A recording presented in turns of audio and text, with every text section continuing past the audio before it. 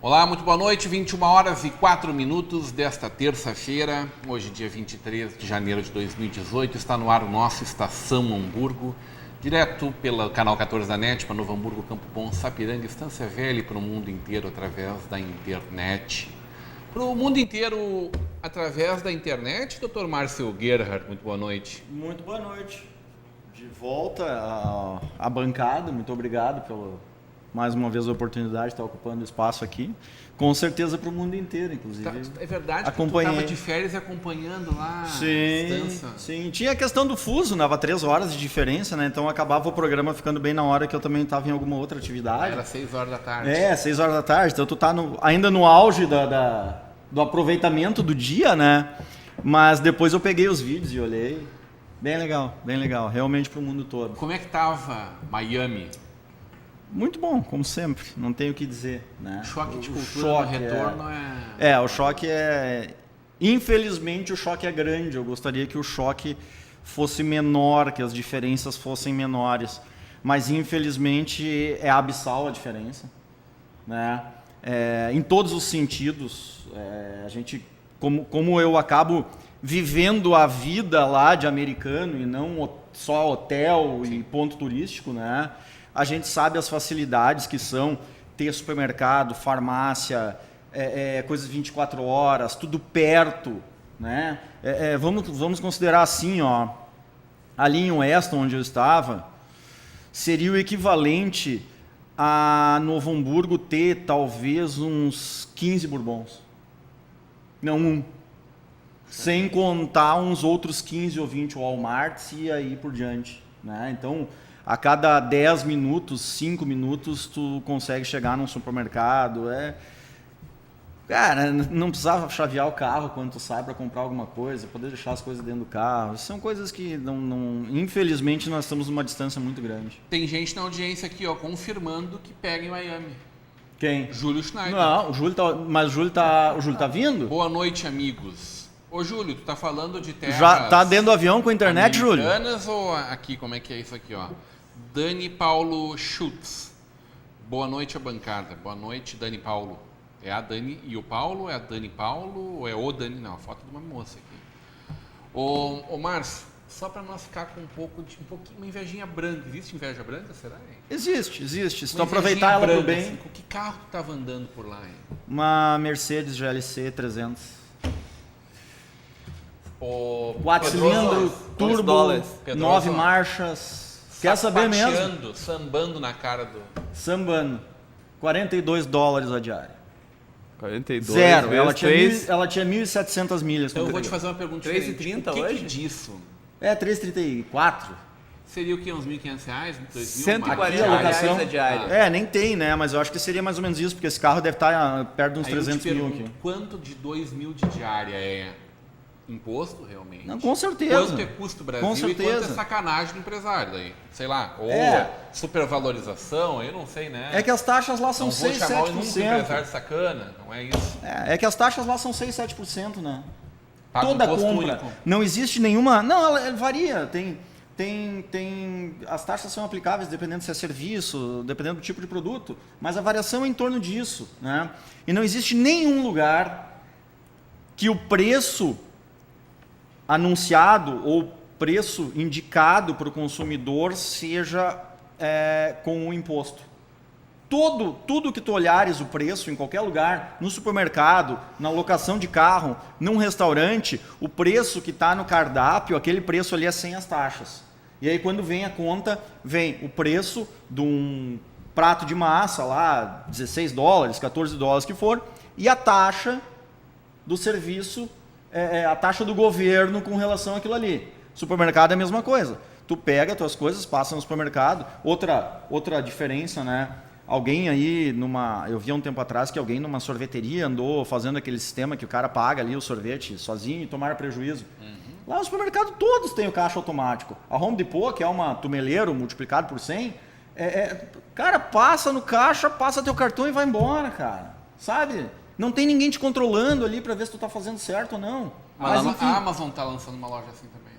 A Amazon quer lançar aqui no Brasil, né? E aí eu quero ver o que vai acontecer. Exatamente. A Amazon tá lançando. Mas voltando à questão das taxas... Ver o que vai acontecer, infelizmente. Voltando é tão transparente que não existe nenhum lugar que tu não receba o preço do que tu consumiu, como produto ou como serviço, e o preço do imposto embaixo. Pronto, é simples.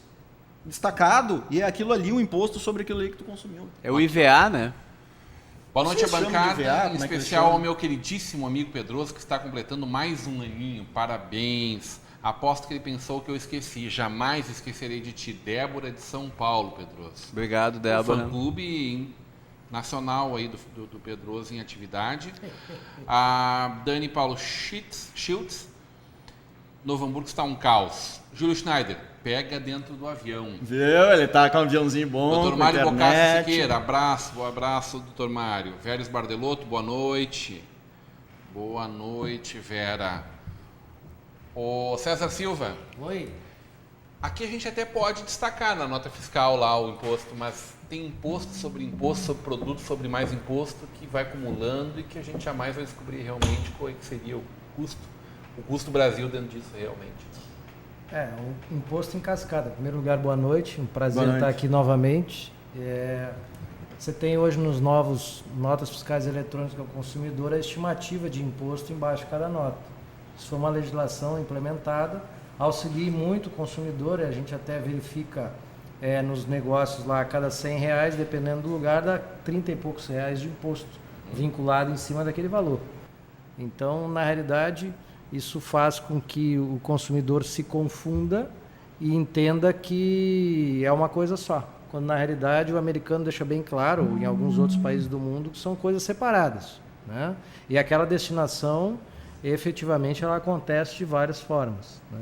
Então, eu entendo que a questão de imposto no Brasil, eu participei do movimento de Chega de Tanto Imposto, que a época a ACI fez, e outros processos, vendendo gasolina a 60% do valor, ou seja, de cada R$1, 40 centavos. Então, a gente tem um sistema tributário muito complexo. Mas eu queria fazer uma menção aqui, Rodrigo. Por favor. Já que tu não provocou, vou provocar. Essa provocação é para o Martin e para o Dejair no programa de sexta-feira. Aqui, ó, o doutor Mário colocou aqui, olhem a conta de energia elétrica. Doutor Mário, o senhor não viu a afirmação do Martin no final do programa, na última sexta? Mais ou menos por aí. Na rede social. Bom, tu viu, né? Não vi. Disseram que eu fiquei no programa 7 minutos e fiquei em cima do muro, né?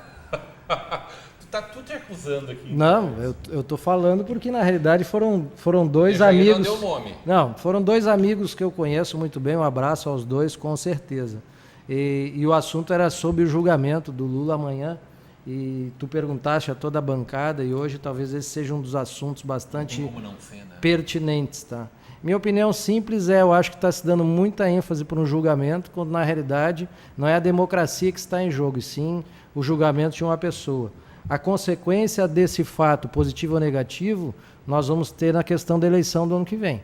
Então, entendo que amanhã o Brasil vai passar por isso, no outro dia vai acordar igual, e daí para frente a gente vai levar o dia a dia. Todo mundo vai continuar a trabalhar, todo mundo vai continuar a pagar os seus impostos, todo mundo vai continuar a fazer as coisas.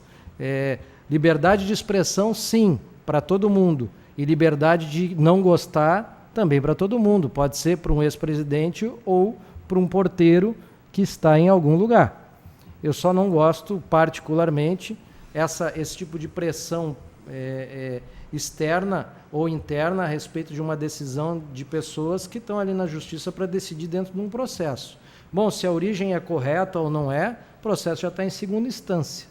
Então, minha opinião bem simples para o Dejair e para o Martin ainda bem que a gente vive numa democracia, pode se expressar. E se a justiça é boa para um, tem que ser boa para todos. Agora, não vou entrar no mérito se é certo ou errado. Quem tem que julgar é a justiça. Nós não somos julgadores. Eu acho que o Brasil tem 200 milhões de juízes hoje. Eu acho que esse é o problema. Quem tem que julgar é a justiça. E como o nosso país é muito vinculado à mídia, Aí se joga um monte de coisa de direita, de esquerda, quando na realidade, e volto a enfatizar o que eu falei semana passada, o principal problema é o sistema político, e nesse não está se mexendo. Tá? Continua se mexendo nas moscas, mas ao entorno, efetivamente, não se mexe. A Lindinalva Moura está dando boa noite. Doutor Mário está dizendo que viu e que ele está se referindo ao que se paga na conta. E aí, sobre isso, está falando sobre o sistema político. O Edu Bauerman, Distância Velha. Edu, eu estava te acompanhando esses dias pitaqueando lá em Porto Alegre, no programa da Pampa. Não me lembro qual dos dois agora. Boa noite a todos. Para início da conversa, quantos partidos políticos tem nos Estados Unidos? Nesse ponto já começa a seriedade de um país. Mas aí, Edu, eu preciso te dizer que nos Estados Unidos tem o dobro de partidos políticos que no Brasil. O que acontece aqui é a discrepância que a gente tem de fundo partidário, de horário eleitoral gratuito para todos os partidos. Isto gera esse corporativismo, né, César? Gera esse efeito que a gente não gosta nem um pouco. Muito boa noite, Pedroso. Parabéns pelo aniversário, hein? Quantas primaveras? 41. Dentro da... o ano judeu tem 365 dias também? Não. Quantos dias tem? Ele tem meses com 28, 29 dias. E daí tu tá fazendo quantos anos na tua religião? Não, é a mesma coisa. É a mesma coisa. Mesma coisa. Então continua é que tem um mês a mais. dias no ano, é isso? A gente tem um mês a mais de períodos em períodos, que é o Adar Becher. Você via Adar segundo, né? O mês de Adar 2. Eu nasci no dia 19 de Tevet. Tá, mas daí foi terça-feira passada. Época, que nem 29 de fevereiro, quem nasce naquela época. A Antônia nasceu em Adar Becher. Ela faz aniversário de tempos em tempos. Que maravilha, hein? Sentindo falta. Tu tá pronto para conversar hoje sobre Lula ou tu veio para falar de Bolsonaro? Como eu faço assim uma coisa legal em relação ao que o colega aqui falou. Não é nós que vamos julgar, os crimes estão cometidos, as testemunhas foram ouvidas. Eu acho que é publicidade de graça para quem não tem razão, né? No Brasil se fala mais do crime, né, do que das coisas boas. É só sangue que vende, sabe? Eu fui convidado por inúmeros amigos para estar lá em Porto Alegre hoje, amanhã, e estou curtindo meu aniversário. Já disse que, mesmo que não fosse, não iria. Eu acho que a gente sobrecarrega as forças públicas, o transporte, cria toda uma estratégia, uma estrutura de estabilidade em torno de uma cidade. Tem muitas empresas que não estão trabalhando hoje, por causa dessa história, que não dá para ir, vamos deixar para amanhã, a reunião amanhã não dá. Sei lá, eu não... Aqui, ó, feliz aniversário, abraço, Rita Maria. Feliz aniversário, amigo Pedroso. Continue lutando por um Brasil sem corrupção. Abraço, Bibo Nunes. A audiência do Bibo Nunes aqui na grande personalidade da TV aqui do Rio Grande do Sul, né? Não tem provas? Como é que é esse Rita negócio? Maria é a minha mãe, viu, Rodrigo? Um grande beijo. Dona Rita Maria. Lá de Esteio. Beijo professora. Beijo para a senhora. O Milton Capelletti, depois de quanto tempo longe, afastado desse espaço aqui? Mais de ano, eu com acho certeza. que eu estive aqui em final de 2016. Então faz mais um ano e um mês, ano e 2 meses. Pode ser. Boa noite a todos. Eu não sei se alguém lembra de mim me posicionando aqui naquela época. Se tratava dos primeiros programas que eu estive presente, ainda a Dilma era presidente, e na qual um desses programas, não lembro se foi o primeiro programa, eu falei sobre a questão de que não havia crime, de que a Dilma era absolutamente honesta. E como é que eu assumia essa condição? E como eu conseguia falar isso com propriedade? E falo com propriedade, porque até hoje ninguém levantou absolutamente nada contra ela. Ela está totalmente limpa, ela não faz parte de lista de ninguém, ela não tem processo, ela não tem acusação. A Dilma é limpa, sofreu pente fino e foi comprovado, todos, 100% dos brasileiros sabem disso. Mas na época não sabiam. Ela era chefe de quadrilha, ela era não sei o quê. Eu lembro que eu fui no debate aqui com alguém que eu não consigo lembrar o nome, porque eu fui apresentado somente naquele dia. Ele falou, mas quem levou aquele pessoal tudo para o governo foi ela, foi o Lula. Aí eu falei, foi? não, nosso regime se chama presidencialismo de coalizão. Alguém me interrompeu na hora. O rapaz, aquele que eu não lembro o nome, e disse, isso aí não existe. O regime, vou repetir, o regime brasileiro se chama presidencialismo de coalizão. Então, se eu for mandado para Brasília e vocês votarem no PP, eu estou ferrado. Se vocês mandarem os deputados para lá, qualquer um de nós, eleito presidente, vai ter que governar com alguém para fazer a maioria, porque esse é o regime. A base vai ser formada de uma Agora, o forma ou de Lula outra. chamou os diretores da Petrobras, que ele é responsável. Não, eu vi o Moro fazer essa pergunta ao Lula, mas como não sabia, não sei o que. Não, quem devia saber era ele é juiz. Quem devia saber era a polícia. Antes de tomar posse, apresenta o documento e disse, não vai tomar posse porque ele é um criminoso. O presidente não tem nada a ver com isso. Ele nomeia e toda a estrutura estatal deve apontar que aquela pessoa não pode tomar posse, como é o caso dessa golpista. Eu vou eliminar um adjetivo porque eu preciso ser o cara da harmonia e da paz. Essa golpista que quer entrar no Ministério do Trabalho. Eu vou te dizer assim, entre aquela data que eu estive aqui, aquelas vezes que eu estive aqui e agora, eu vejo que eu me transformei um pouco, porque eu temia certas coisas, no sentido de que o povo brasileiro fosse mais parecido com o resto do mundo, entendeu? Que não aceitasse ser pisado no pescoço. Mas o povo brasileiro aceita ser pisado no pescoço. E aceita ser açoitado até o último momento. Eu acho que vai ser necessário o quê? Para reagir e fazer esse quadrilhão sair fora do governo federal, sabe? Agora, eu preciso falar, então, especificamente da questão do Lula sobre prova. O Lula provou que não é dono do triplex. E quando ele é tão linear que a mesma argumentação de 2 anos atrás foi confirmada na sequência. Uma delas, eu não vou elencar todas, eu acho que as pessoas já sabem tudo isso. Eu sempre trato, agora, uma das coisas que eu aprendi, que eu meio que subestimava, eu acho que, tu não está sabendo da verdade. Não, todos sabem da verdade, a questão é aqui. Honestidade, compromisso com a verdade e senso de justiça. Todos sabem a verdade. Não tem nenhum ignorante aí, não. E naquele momento, uma das questões que o Lula levantou há mais ou menos 2 anos atrás foi de que ele nunca pegou a chave sequer desse triplex e não está no nome dele. Ora, então diga o nome de quem está, e alguém argumentava para rebater. É laranja dele, é fácil, todo mundo tem um laranja. Dono do OS, laranja do Lula, Léo Pinheiro, ligado ao PSDB. Lula inteligente, hein? Foi buscar no PSDB alguém para ser laranja. A OS foi fundada pelo ACM, botou no nome do seu genro, Carlos Mata Pires, que faleceu há pouco tempo. Ali ele depositou tudo. Esse era laranja, o genro era um laranja. Né?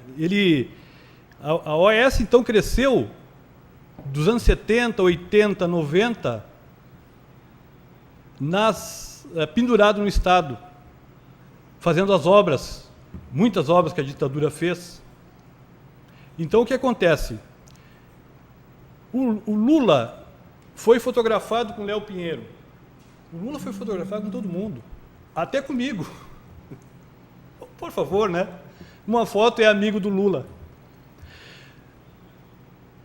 Apareceu então o registro do triplex, está no nome da OAS. O triplex foi penhorado por uma juíza de Brasília para pagar as dívidas do credor da OAS. Tá, mas não basta isso? O que nós precisamos mais? Precisamos muito mais, então.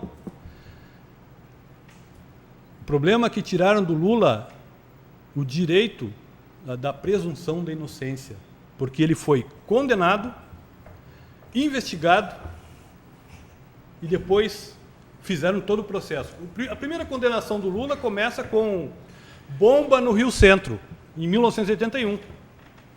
Depois teve diversos, em 82, 83, apareceu uma mansão em Guarujá. E isso no jornal, e foram condenando o Lula, condenando, multiplicando. O Lula sequestrou a Abílio Diniz, o PT, né? Sequestrou a Abílio Diniz, numa semana antes das eleições. Acusavam o Lula e causavam um espanto tremendo quando ele disse: o Lula tem um 13 em 1. Tu está acreditando nisso? Um som que jamais eu vou conseguir ter, diz o Collor. Aí eu fico pensando assim, eu pego a história e pergunto, será que, tu me fez uma pergunta, né? Tu acha que não vai ser condenado? Eu creio que sim, porque todos os ministros do Supremo, em 1937, apesar do clamor de intelectuais, de políticos, de gente do mundo todo, eles mandaram Olga Benário para o Hitler matar na câmara de gás. Então, mas o que acontecia no Brasil enquanto isso, enquanto as votações, as leituras dos votos, o relator e tudo que estava acontecendo no STF? Tem um livro muito bom do Fernando Moraes, Olga, né? Havia um monte de gente, um grupo enorme de pessoas torcendo, condena, manda embora, deporta. Eu fiquei muito ligado a essa coisa da história e derivação, né? Eu só fazer uma parte aqui. Claro que eu tenho uma posição antagônica, mas não no sentido de condenação, né? Até porque eu não tive acesso aos autos. Mas essa sua defesa com relação à questão do Lula é com base no acesso aos autos. Se tivesse acesso aos autos e verificaste as provas que estão dentro do processo, folheaste o processo. Eu não folhei. Porque se eu não folhei o processo, eu não posso dizer se ele é inocente ou não. Eu não posso culpar e não posso inocentar. É necessária a materialidade do fato, Marcos? Esse é o ponto. Não. A materialidade ela pode ela pode consistir num conjunto de provas. Não precisa ter sido citado o nome dele para... Não, mas preciso, obviamente, conjunto de eu provas. como operador do direito, eu tenho dezenas, eu não quero arriscar dizer centenas de processos em que dentro do processo se prova algo que não é o que os documentos estavam mostrando. Gente que matou alguém sem aparecer o corpo? Não, até porque eu não faço... crime, eu não faço crime. Mas vamos pegar na área civil e especificamente na questão patrimonial.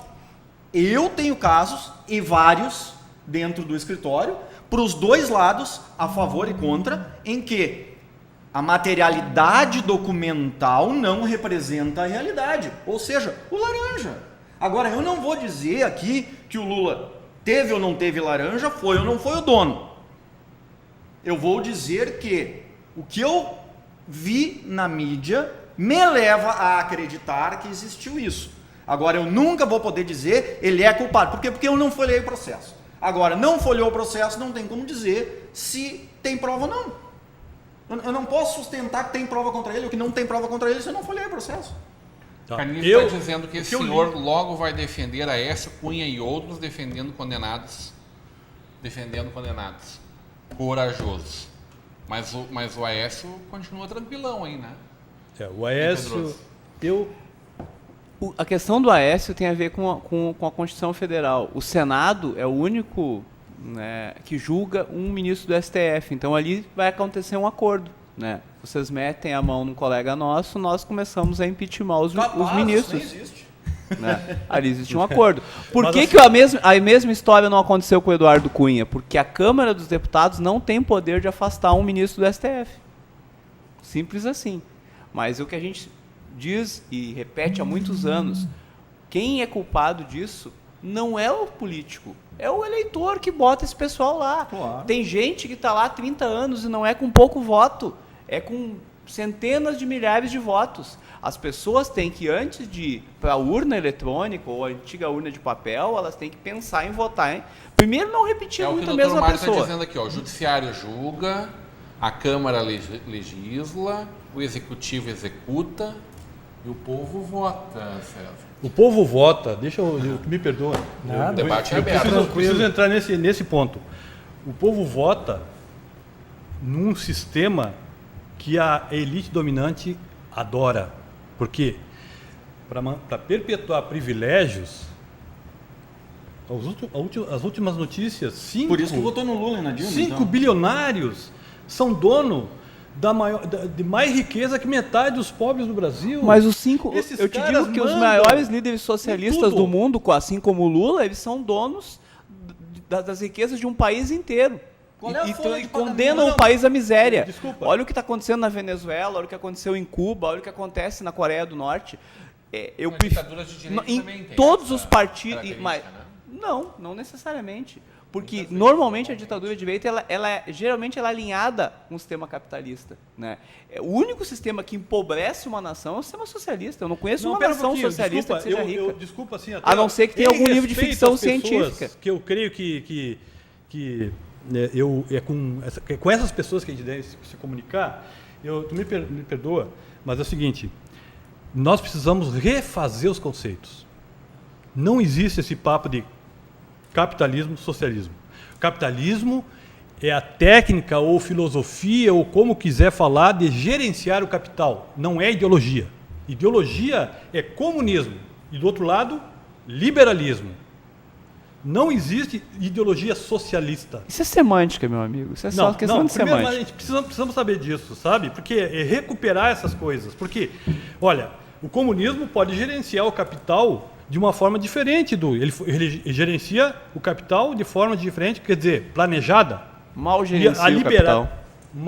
A China. Sim. A China, o que é? Agora não a China é mais capitalista. Não é mais uma nação comunista. Sobre falar da China, ela transforma a China imediatamente capitalista. O que acontece é o seguinte: existe um modelo de desenvolvimento inclusivo que a esquerda adota, que se quer catalogar como de esquerda, e existe um outro modelo excludente. Excludente por quê? Porque existe 40 milhões de miseráveis nos Estados Unidos, né? Por favor, tu fez elogios aos Estados Unidos, e eu concordo, e é verdade o que tu falou, mas existe 4 milhões de moradores de rua. Ninguém dorme na rua em Cuba. Zero. Não tem ninguém. Dorme se tomar um trago que ficou na rua por vontade própria. Olha, não foi isso que o programa do Marcos Lemones mostrou. Não. Não foi isso que o programa do Sócio mostrou. Eu nunca fui aos Estados Unidos. Mas eu não vi o processo. Não, eu consigo falar dos Estados Unidos. Dizer, cara, a pessoa quer usar droga, não quer trabalhar, quer fazer um monte de coisa, vai morar na calçada e é culpa do governo. Na última semana, eu andei 2.000 milhas de carro. 2.000 milhas eu andei de carro, passando por várias cidades. Certo. Eu não vi morador nenhum. E eu não passei não estava só em Miami. Certo. Eu circulei por toda a Flórida. Assim como também já circulei muito por Nova York. New York Times então faz fake news. Olha, como é fake news, o que não, é o conceito de muitos moradores lá. Desculpa, eu interrompi o nosso amigo aqui inicialmente numa palavra que era chave para mim. Mas eu quero dizer para não fazer essa confusão toda agora, porque a gente vai parar na China, né? Singapura, sei lá. Eu vou dizer assim, ó. New York Times de ontem, falou aquilo que eu sempre defendi. Eu me sentia assim, ó, porque eu parecia um idiota, às vezes, falando em certos grupos. New York Times te contemplou. Contemplou a minha mente, assim, ó, certinho. Eu não preciso mais do que isso. E o New York Times falou dos 4 milhões de moradores de rua nos Estados Unidos. Fake news? Vamos fazer mas numa população de 250 milhões de habitantes. Pedroso, parabéns. Muitas felicidades, realizações, saúde, força, união. Um grande abraço, Cristiano Jerry. Parabéns, Pedroso. Deus abençoe a tua vida. Tudo de bom para você. Abraço, Sandra e Marcos. Felicidades para você por esse dia tão especial que é o seu aniversário. Parabéns, que possam ser muitos anos de vida, abençoados e felizes, e que esses dias futuros sejam todos de harmonia, paz, desejos realizados. Que seu coração esteja sempre em festa, porque você é um ser de luz especial para mim. Grande Obrigado. abraço da amiga Andresa Leite, um fã-clube feminino pegando aqui. A Andresa é uma amiga de infância que eu conheço ela desde os 6 anos de idade, lá de Esteio. E a Sandra, ela foi minha aluna do curso de mestre de obra. Tive o prazer de entregar para a única aluna mulher do curso de mestre de obras um diploma de O de Lula mestre. tem votos, então ele é a elite dominante, diz o Canise, e a Luciana Fábio está dizendo: o povo vota em quem o partido decide, porque quem decide o candidato é o partido e quem aprova é o TRE, e ganha quem mais paga para se eleger. Eu só... Vamos ver essa foto. Se eu pudesse voltar, assim, eu queria Podemos saber... partir aí na volta do bloco? Pode ser? Vamos para a nossa foto da semana passada. Na verdade, 4 fotos que a gente bateu na última sexta-feira. Reconhece aí, Márcio? Puxa vida. Assim, Ô, Rodrigo, tem que aumentar aquela pronto, não. televisão. Depois dos 40 não dá para enxergar nessa Reconhece ela, distância. Pedroso. Milton, César. César, Eu- César. Eu não tu tenho o consegue menor enxergar conhecimento lá, sobre É só o passagem no Novo esperbe Hamburgo. em cima lá. Não é tecelagem? Ah, bom palpite, né? Tecelagem Sperbe ali na Teixeira de Freitas, né? Não é. Não? Não é. Um bom palpite é bom, mas não é. Vou facilitar a vida de vocês, Morde tá? a sopra. Não é Novo Hamburgo. bom, por isso que eu não sabia. Reconhece aquela turma ali na frente? Não, Márcio. Não faço a mínima, Rodrigo. Será que Antigamente as pessoas se reuniam o máximo, porque a foto era uma coisa rara, né? Era o retrato. E tinha que ficar um tempão parado, né? Será que o seu Sérgio não tá por ali, não, hein? Isso aí De tá calça com- curta? Isso aí tá com cara de Será? foto de família. Ou o seu. Não é foto de família isso aí? O seu Silmar, talvez, não? Será? Não sei. Não. Tramanda aí. Tramanda aí. Hotel Esperto. Hotel Interior da Esperto. Meu avô se 1940. hospedava nesse hotel no mês de março. Vamos para a Todo próxima ano. foto. Tem uma sequência de 4 fotos no arquivo Tu é velho, hein, meu? do vereador Felipe Brown. Na verdade, vamos combinar que aqui não é o vereador, aqui é o historiador, o escritor e jornalista Felipe Brown. Aí a ida, né? A epopeia que era a ida para o litoral nos anos 20, anos 10, das décadas de 10 e 20, dos anos 1900. E a cavalaria O tá ali pessoal atrás. dormindo ali. Isso aí ele estava explicando que isso é na beira da praia, né? O mar aparece assim. O motorhome do passado. O pessoal chegava do hotel naquela Carroça. carrocinha ali, né? E ali do lado era o vestiário. Aí eles trocavam de rede. Aquilo não era chamado de carreta? Boa, é possível. Carreta, né? Pode ser. E ali eles trocavam de roupa, botavam suas calçolas para Não sei se alguém de vocês assistiu a Naída das Missões, Ah, é verdade. Sim. É, exatamente. onde a mãe conduz os filhos. E isso, acreditem, é na beira da praia. Esses distintos senhores aí se refestelando à Ford. beira-mar. Bem Sai de vestido, carro, hein? bem Antes de trajado. trocarem O que é aquilo suas ali? Um roupas modelo- por modelo trás. T? Eles iam à Olha- praia mais ou menos assim. Olha o carro. É. Não, olha o carro. Um Ford É modelo T, né? É, É um uma- Ford T. Alguém disse que era modelo A, agora eu já não sei, vocês se decidem. Tá, Não, é que o Mas, modelo mas A, é uma eu acho que é o caminhonetinha, 29, tem né? uma. Alguém disse que era o Tá. modelo A e aí é não me Me recordo parece a quem- caminhonetinha, o né? Udo Sarlet, que era O o doutor. modelo T. Vamos para a foto de hoje? Que lugar é esse? A gente vai para um breve intervalo e volta já já.